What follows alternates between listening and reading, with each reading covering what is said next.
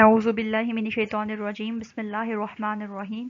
क्या हाल है क्लास? उम्मीद है बेटा आप सब खैरियत से होंगे, सेहत और ईमान की बेहतरीन हालत में होंगे और अपने लेक्चर्स भी आप रिसीव कर रहे होंगे और पढ़ भी रहे होंगे बेटा। ठीक है, उसको साथ साथ तैयार करते जाइए ताकि पेपर के पॉइंट ऑफ व्यू से भी आपकी तैयारी होती जाए। बेटा आज जो है वो हमारा लेक्चर नंबर 46 है अल्हम्दुलिल्लाह। ठीक है बेटा, इससे पहले के 45 लेक्चर्स में आपने सूरह बकरा के 15 रुकू तर्जुमा और तफसीर, जबकि आपने इससे कबल 27 अहदीस जो हैं वो अपने सिलेबस में से मुकम्मल कर ली हैं। कुल अहदीस 42 आपके सिलेबस में शामिल हैं। ठीक है, तो हम अहदीस का सिलसिला कंटिन्यू करते हैं इंशाल्लाह और कोशिश करते हैं कि इसको पहले मुकम्मल करके तो फिर हम अगले सिलसिले यानी वापस कुरान की तरफ जाते हैं और जो हमारे 5 रुकू रह गए हम इंशाल्लाह उनको मुकम्मल करते हैं। ठीक है बेटा, तो आप हदीस पहले एक सिलसिले को मुकम्मल करते जाइए और इसके बाद दोबारा हम कुरान की तरफ जाएंगे। ठीक है, इससे पहले आपने जो हदीस पढ़ी वो सदक़े से मुतल्लिक थी और इसके अलावा नेकी और बदी का मेयार जो आपने बिल्कुल आखिरी हदीस पढ़ी वो इससे मुतल्लिका थी। ठीक है बेटा, आज भी जो आप हदीस पढ़ने जा रहे हैं वो बहुत इंपॉर्टेंट है। हदीस नंबर 28 है बेटा और इसका उन्वान जो है वो कीमती नसीहतें, कीमती नसाहे, और आपकी बुक का पेज नंबर 333 है। ठीक है बेटा, 333 जो है वो सफ़ा नंबर है। हदीस थोड़ी सी तवील है लेकिन अपने मतन के हिसाब से आसान हदीस है। ठीक है, बिस्मिल्लाहिर्रहमानिर्रहीम। अन अबी नजीह इरबास बिन सारिया रज़ी अल्लाह अन्हु, हज़रत अबी नजी या अबू नजी अरसास बिन सारिया रज़ी अल्लाह अन्हु से रवायत है, क़ाल उन्होंने कहा, वआज़ना रसूलुल्लाह सल्लल्लाहु अलैहि वसल्लम, हमको रसूल अल्लाह सल्लल्लाहु अलैहि वसल्लम ने वाज़ किया, मौइज़तन ऐसा वाज़, मौइज़तन ऐसा वाज़, वजिलत जिससे दहल गए मिनहा इससे कुलूबु हमारे दिल, वज़रफ़त मिनहा वज़रफ़त मिनहल उयूनु और हमारी आंखें बह निकली। फ़कुलना पस हमने कहा, या रसूल अल्लाह, ए अल्लाह के रसूल, का अन्नहा मौइज़तु मुवद्दी, क्या ये जुदा करने वाला वाज़ है? या रसूल अल्लाह, का अन्नहा मौइज़तु मुवद्दिउन, क्या ये जुदा करने वाला, विदा करने वाला वाज़ है, यानी ये अलविदाई नसीहत है, यानी जो आपने आखिरी नसीहत हमें की। फ़अौसीना पस आप हमें कुछ वसीहत कीजिए। क़ौला आपने फरमाया, ऊसीकुम बितक़वल्लाह, ऊसीकुम बितक़वल्लाह, मैं तुमको अल्लाह ताला से डरने की वसीहत करता हूँ, अल्लाह का तक़वा इख्तियार करने की वसीयत करता हूँ। अब ये पहली बात है बेटा जो आप सल्लम ने नसीहत या तलकीन फरमाई। दूसरी बात क्या आ रही है, वसमई व तौअती व इन तअमरा अलैकुम अब्दा। ठीक है, व इन तअमरा अलैकुम अब्दुन, वसमई व तौअती सुनना और इताअत करना, व इन तअमरा अगरचे हाकिम व अलैकुम तुम्हारे ऊपर, अब्दुन एक गुलाम, अब्द के मानी बंदे के भी होते हैं, गुलाम के भी होते हैं। जब इसकी निस्बत अल्लाह की तरफ होती है ना अब्दुल्लाह, तो इससे मतलब ये अल्लाह का बंदा, अल्लाह का गुलाम। ठीक है, फ़इन्नहु मन याशी, फ़इन्नहु बस बेशक मन याशी जो जिंदा रहा, मिनकुम तुम में से। ठीक है, फ़इन्नहु मन याशा मिनकुम, और बाज़ हदीस में अल्फाज में थे फ़इन्नहु मन याशी बादी, बस तुम में से जो कोई मेरे बाद जिंदा रहा, फसयरा इख्तिलाफन कसीरा, फसयरा फिर वो देखेगा, जल्द ही देखेगा, इख्तिलाफन कसीरा बहुत ज़्यादा इख्तिलाफ। फ़अलैकुम बस तुम्हारे ऊपर है, बिसुन्नती मेरी सुन्नत को थामना, व सुन्नत खुलफ़ाए राशिदीन और हदायत याफ्ता खुलफ़ाए राशिदीन की पैरवी करना। अलमुहद्दिजीन, मुहद्दिजीन क्या होते हैं? हदायत याफ्ता।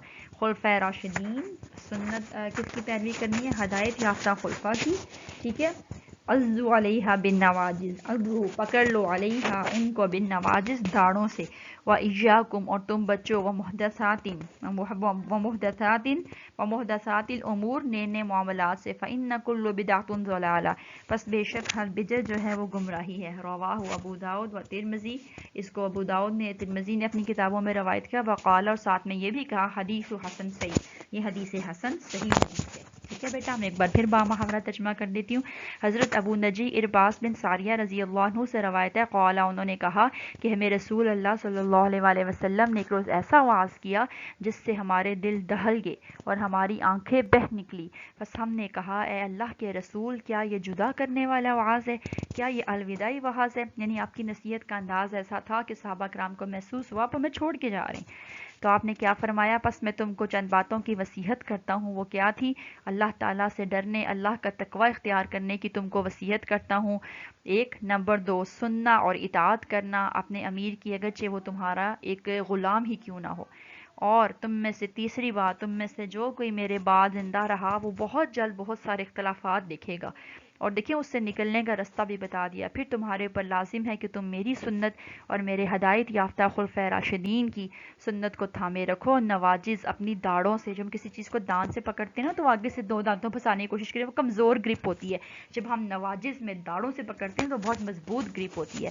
اور تم بچنا نئی نئی، اب دیکھیں بدعت سے بچنے کے لیے بھی کہا جا رہا ہے، اور تم بچنا نئی نئی باتوں نئی نئی معاملات سے، بے شک ہر بدعت جو ہے وہ گمراہی ہوتی ہے۔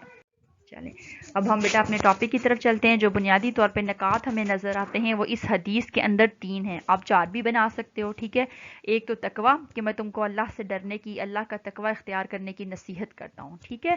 دوسری چیز کیا آ جائے گی؟ دوسری چیز آ جائے گی بیٹا اطاعت امیر، ٹھیک ہے۔ تمہارے اوپر جو امیر، جو نگران مقرر کر دیا جائے، تم نے اس کی لازماً پیروی کرنی ہے۔ اور تیسری چیز کیا آ رہی ہے؟ تیسری چیز یہ آ رہی ہے کہ تم نے بچنا ہے، ٹھیک ہے۔ اب تم نے کس چیز سے بچنا ہے بیٹا؟ تم نے بچنا ہے گناہوں سے بچنا ہے، بدعات سے بچنا ہے، ٹھیک ہے۔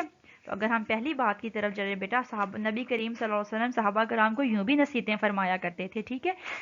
آپ نے خاص طور پر کتنی حدیث کے اندر تقوی کی نصیحت فرمائی، اور تقوی آپ نے فرسٹ ٹائم نہیں پڑھا بیٹا، تقوی کا مفہوم بہت وسیع ہے، اس کے اندر پورا دین آ جاتا ہے۔ نبی کریم صلی اللہ علیہ وسلم نے کیا فرمایا کہ اللہ تعالیٰ کے خوف سے برائی کو چھوڑنا اور نیکی کو اختیار کرنا۔ میں آپ کو پھر بتا دیتی ہوں، میں بار بار یہ ہر لیکچر میں بتاتی ہوں تقوی سے ریلیونٹ لیکچر میں، کہ تقوی سے مراد ہوتا ہے اللہ تعالیٰ کا خوف ہو، محبت والا خوف، کہ اللہ ہم سے ناراض نہ ہو جائے، ٹھیک ہے۔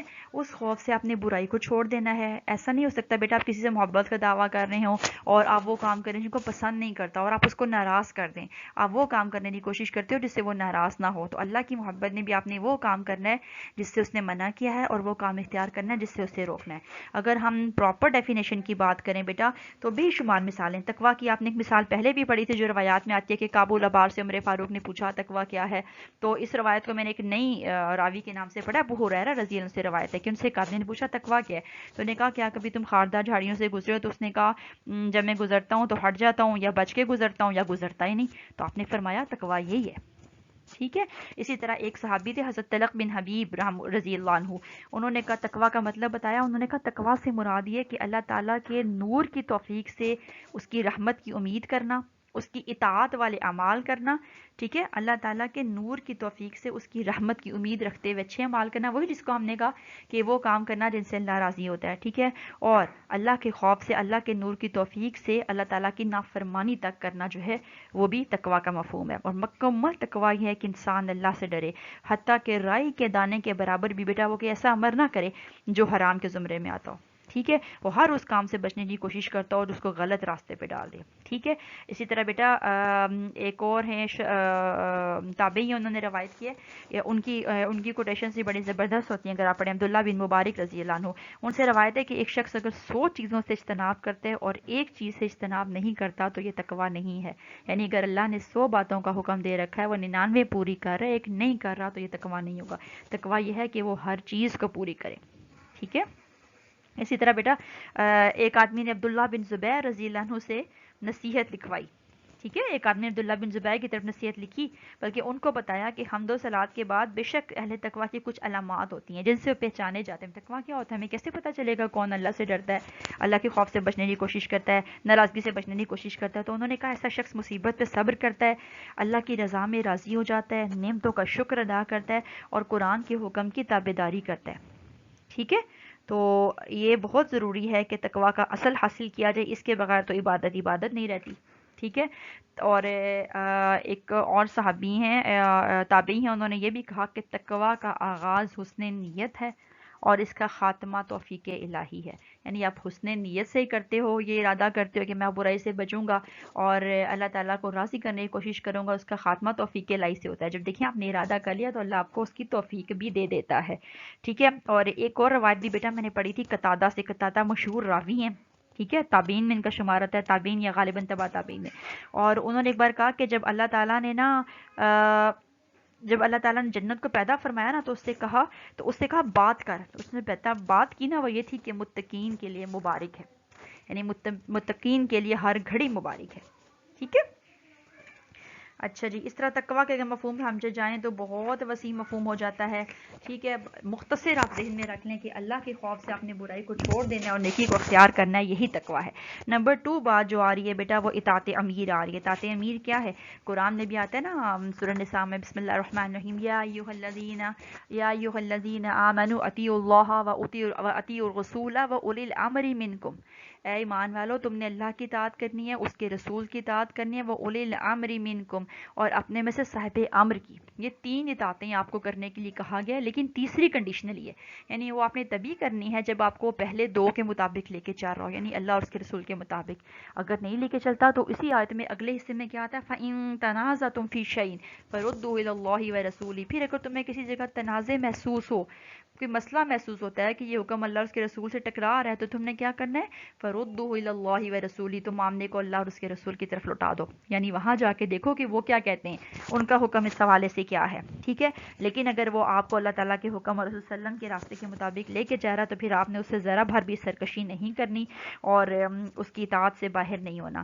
اور دیکھیں اطاعت کا تصور بہت ضروری ہے. آپ کے اوپر ایک سپرویژن کا، ایک چیک اینڈ بیلنس کا نظام اسلام طے کرتا ہے. مسجد میں نماز بھی ہو رہی ہے تو ایک امام مقرر کرتا ہے، حج ہے تو بھی ایک امام مقرر ہوتا ہے، ٹھیک ہے بیٹا. اور آپ دیکھیں باقی عبادات کے اندر بھی ایک پورا نظام چلتا ہے. اور یہ نا اسلام میں آپ کو کہتی ہوں ان فرد کی بات نہیں کرتا، فرد کی بات کرتا ہے، اس سے بڑھ کے جو بات کرتا ہے وہ اجتماع کی بات کرتا ہے، کلیکٹیو ایشوز کی بات کرتا ہے، کلیکٹیو گائیڈنس کی بات کرتا ہے. تو وہ ایک ایسا معاشرہ تشکیل دینا چاہتا ہے جو نظم و ضبط کے تحت چلے، جس کے اندر ڈسپلن ہو بیٹا. ایسے ہی وہ جانوروں کا ریوڑ نہ ہو، ٹھیک ہے، ہرڈ آف اینیملز نہ ہو، بلکہ وہ کیا ہو، ایک پرسکون معاشرہ ہو، اور وہاں پہ کوئی نہ کوئی سربراہ ہو، گائیڈ کرنے والا ہو، جو ان کو ان کی ذہن سازی اور اخلاقی تعلیمات کے مطابق جو ہے نا ان کو ان میں پرفیکٹ بنا کر معاشرہ قائم کر کے دکھا سکے، ٹھیک ہے. اسی لیے اللہ تعالیٰ نے، نبی صلی اللہ علیہ وسلم نے کیا فرمایا کہ خالق کی نافرمانی میں کسی مخلوق کی اطاعت جائز نہیں ہے. اللہ کو ناراض کر کے آپ کسی کی اطاعت نہیں کر سکتے، ٹھیک ہے. لیکن جہاں پہ ایسا نہیں ہوتا اور آپ کو اللہ کے رسول کے راستے کے مطابق لے کے چل رہا ہے، تو پھر آپ نے اس کو خود بخود فالو کرنا ہے. ہاں جہاں مسئلہ پیدا ہو جائے وہاں پھر دیکھیے کہ شریعت کیا کہتی ہے، پھر آپ اس کی مخالفت میں اٹھ سکتے ہو، ٹھیک ہے. اس کی اصلاح کے لیے کوشش کر سکتے ہو، جو راستے پہ جائز ہیں ان کو اختیار کیا جا سکتا ہے. اسی طرح تیسری چیز دیکھیں بیٹا، اجتناب بدعت ہے کہ آپ نے بدعات سے پرہیز کرنا ہے. اور اس کے لیے پھر آپ کو کیا بتایا، بدعت کیا ہوتی ہے بیٹا، دین میں ثواب کی غرض سے نئی چیزیں شامل کر لینا بدعت کہلاتا ہے. نبی صلی اللہ علیہ وسلم نے ہر بدعت گمراہی ہے، گمراہی دوزخ کی طرف لے کے جاتی ہے، ٹھیک ہے. اس سے اجتناب کرنا ہے، نئی نئی باتیں نہیں نکالنی، بلکہ آپ بدعت کو اس کے مفہوم مخالف سے سمجھیے بیٹا. جس طرح میں آپ کو کہتی ہوں کہ مختلف چیزوں کو ان کے مفہوم مخالف سے سمجھا جاتا ہے، بدعت کے اپوزٹ سنت کا لفظ آتا ہے. تو بیٹا آپ نے اس کو چھوڑ دینا جو بدعت ہے، اور ہر وہ طریقہ اختیار کرنا ہے جس کے اوپر نبی صلی اللہ علیہ وسلم کا طریقہ موجود ہے. اب اس سے نکلنے کا طریقہ بھی دیکھیں، یا نبی صلی اللہ علیہ وسلم بتا رہے ہیں جو بات میں نے آپ کو کہی مفہوم مخالف، کہ تم سنتوں کو اختیار کر لو. تو اس وقت تم نے کرنا کیا ہے، اب تم نے پریشان نہیں ہونا کہ کیسا وقت آئے گا کہ جب بدعت ہوں گی، ٹھیک ہے، اور پھر ہم نے کس کو تھامنا ہے، کس سے گائیڈ لائن لینی ہے. تو نبی صلی اللہ علیہ وسلم نے راستہ بتا دیا، اب تم نے میری اور میرے ہدایت یافتہ خلفاء کی پیروی کرنی ہے، ٹھیک ہے. یہاں تک بیٹا یہ کمپلیٹ ہو گیا. ہم اگلی حدیث کی طرف چلتے ہیں، حدیث نمبر 29، 28 اور 29 آج ہم انشاءاللہ مکمل کریں گے، ٹھیک ہے بیٹا. جی بیٹا، نبی کریم صلی اللہ علیہ وآلہ وسلم نے جو ہے میرے حال یہاں سے یہ سکپ ہو گئی ہے بیٹا، میں اس کو دوبارہ کر دیتی ہوں، ٹھیک ہے. معاذ بن جبل رضی اللہ عنہ سے روایت ہے، قال، انہوں نے کہا، قلت یا رسول اللہ، اے اللہ کے رسول، اخبرنی، مجھے خبر دیجئے، بعمل، ایک ایسے عمل کی، یدخلنی الجنہ، جو مجھے جنت میں داخل کر دے، ویباعدنی عن النار، اور دوزخ سے دور کر دے، ٹھیک ہے. معاذ بن جبل نبی کریم صلی اللہ علیہ وسلم نے، صحابہ کرام نبی صلی اللہ علیہ وسلم کے پاس آتے رہتے تھے، مختلف سوالات کرتے رہتے تھے اپنی اصلاح کے لیے.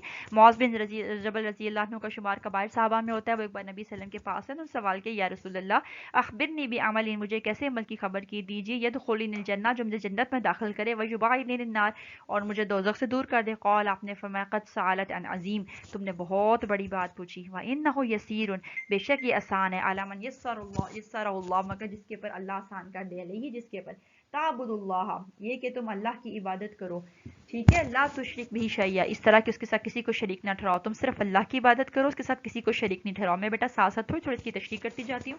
یہ سب وہ باتیں ہیں جو آپ لوگوں نے پہلے مختلف ٹاپکس میں عنوانات میں پڑھی ہیں. وَتُقِیمُ الصَّلَاةَ، اور یہ کہ تم نماز قائم کرو، بیٹا یہ بھی ہم اسلام کے 5 بنیادی ارکان میں پڑھائے تھے. وَتُؤْتِي الزَّکَاةَ، اور یہ کہ تم زکوٰۃ دو. وَتَصُومُ رمضان، دیکھیں ایک سوال تھا لیکن اس کے اندر پورے دین کو نبی کریم صلی اللہ علیہ وآلہ وسلم نے سمیٹ دیا. وَتَصُومُ رمضان، اور یہ کہ تم رمضان کے روزے رکھو. وَتَحَجُّ الْبَیْتِ، اور یہ کہ بیت اللہ کا حج کرو. ٹھیک ہے، آپ صلی اللہ علیہ وسلم نے کہا کہ مجھے کوئی ایک بات بتائیے جو مجھے جنت میں داخل کرے اور دونوں دوزخ سے دور کر دے. آپ نے فرمایا اللہ کی عبادت کرو، اس کے ساتھ کسی کو شریک نہیں ٹھہراؤ، نماز قائم کرو، زکوٰۃ ادا کرو، رمضان کے روزے رکھو، بیت اللہ کا حج کرو. ثم قال، پھر آپ نے فرمایا الا، کیوں نہیں ادلو کا اعلیٰ ابواب الخیر، میں کیوں نہ تمہیں خیر کے دروازے، بھلائی کے دروازوں کی طرف رہنمائی کروں. الصوم جنہ، روزہ ڈھال ہے. روزہ کس سے ڈھال ہے بیٹا؟ جس طرح ڈھال شیلڈ پروٹیکٹ کرتی ہے نا ہمیں دشمن کے وار سے، اسی طرح روزہ ہمیں شیطان کے حملوں سے بچاتا ہے. وصدقۃ، اور صدقہ، تطفئ الخطیئات، اور صدقہ جو ہے وہ تیری خطاؤں کو مٹا ڈالتا ہے. کما یطفئ الماء النار، جیسے کہ پانی آگ کو مٹا دیتا ہے. صدقہ جو ہوتا ہے نا، خیرات آپ کے ہاتھ سے نکلتا ہے، آپ کی زبان سے نکلتا ہے. صدقے کی مختلف ٹائپس آپ پڑھ رہے ہو، ہم اس کو ڈسکس نہیں کرتے، ٹھیک ہے. لیکن یہاں پہ ایک بات اس کا پرپس کہ وہ گناہوں کو ایسے مٹاتا ہے جیسے پانی آگ کو مٹا دیتی ہے، پانی آگ کو ٹھنڈا کر دیتی ہے نا، بجھا دیتی ہے. تو صدقہ بھی اللہ کے غضب کو کم کرتا ہے، آپ سے برائیوں کو، آپ تک آنے والی بلاؤں کو دور کرتا ہے. والصلاۃ رجول فی جوف اللیل، اور آدمی کی نماز جو وہ رات کے پیٹ میں ادا کرتا ہے. دیکھیں پیٹ ہمارے جسم کے درمیان میں ہوتا ہے، تو رات کے درمیان کے حصے میں جو نماز ہوتی ہے وہ تہجد ہوتی ہے، تو جو وہ ادا کرتا ہے. پھر آپ نے کیا فرمایا؟ نہیں، تہجد کی نماز، اس کی فضیلت بیان فرما رہے آپ. ثم تلا، پھر آپ نے یہ آیت تلاوت کی، تتجافی جنوبہم عن المضاجع، ٹھیک ہے، وہ جن کے پہلو ان کی بستروں سے الگ رہتے ہیں. حتی بلغ یعملون، یہاں تک کہ آپ یعملون پہ پہنچے جہاں وہ آیت ختم ہو رہی ہے. ثم قال، پھر آپ نے فرمایا الا اخبرک، کیا میں تجھے خبر نہ دوں، براس الامر وعمودہ وذروۃ صنامہ، کیا میں تجھے خبر نہ دوں دین کے اصل کی، اس کے عمود کی اس کے ستون کی، اور اس کی کوہان کی چوٹی کی. کل تو، میں نے کہا بلا یا رسول اللہ، کیوں نہیں یا رسول اللہ. قال، آپ نے فرمایا راس الامر، راس الامر الاسلام، اسلام کی بنیاد، اس کی چوٹی، وعمود ہو، اور اس کا عمود، اس کا ستون، الصلاۃ، نماز ہے. وذروۃ صنام الجہاد، اس کے کوہان کی چوٹی جہاد ہے. یعنی دیکھیے اس کو جو بلندی پہ لے کے جاتا ہے، ان کی چوٹی کوہان کی ہڈی بلند ہوتی ہے، پرومیننٹ ہوتی ہے، تو جو اس کو بلندیوں پہ لے کے جاتا ہے وہ جہاد ہے.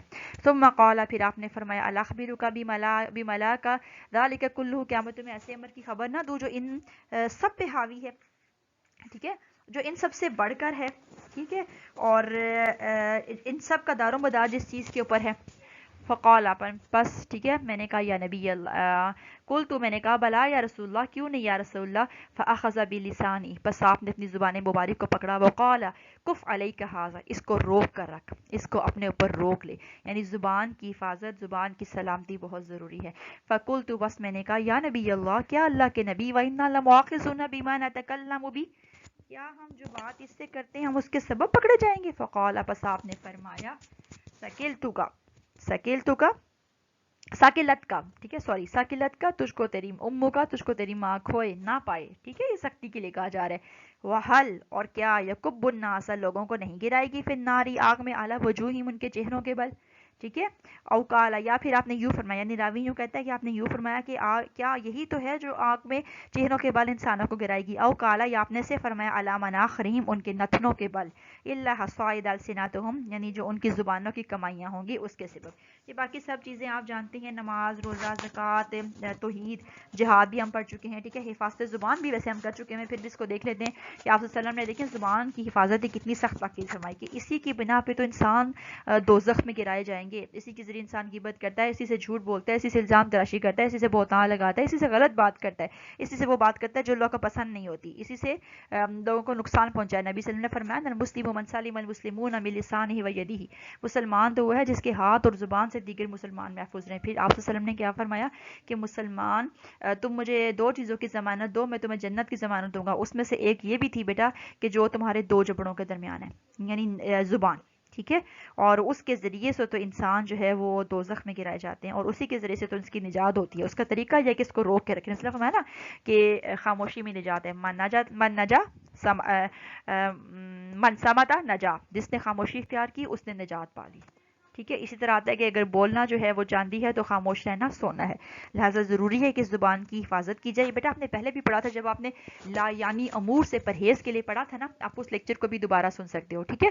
لا یعنی امور سے بچنے کے لیے جب آپ کو پڑھایا تھا تو وہاں بھی بتایا تھا کہ اس کے اندر زبان کا بھی غلط استعمال آتا ہے، غیبت، بدگوئی، فحش گوئی، جھوٹ، بہتان، لغویات، فضول قسم کی شاعری، فضول قسم کا لٹریچر، بے مقصد گفتگو جو کرنے کے بعد ضروری نہیں ہے بیٹا کہ وہ کوئی فحش گفتگو ہو، ہر وہ گفتگو بے فائدہ ہو جائے گی، بے مقصد ہو جائے گی، جس کے بعد نہ آپ کو دنیاوی طور پہ کوئی فائدہ پہنچتا ہے اور نہ ہی اخروی طور پہ کوئی فائدہ پہنچتا ہے.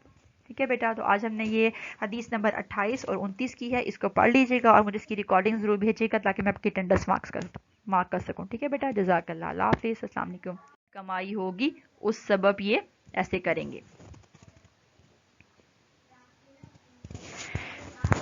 ٹھیک ہے بیٹا، یہ آپ کو سمجھ آ گیا. ٹھیک ہے، چند بنیادی باتوں کا یہاں پر ذکر ہے، اور وہ کیا ہیں بیٹا کہ اسلامی تعلیمات کا خلاصہ ہے. انہوں نے معاذ بن جبل نے آ کے ایک بات نبی صلی اللہ علیہ وسلم سے پوچھی. ٹھیک ہے،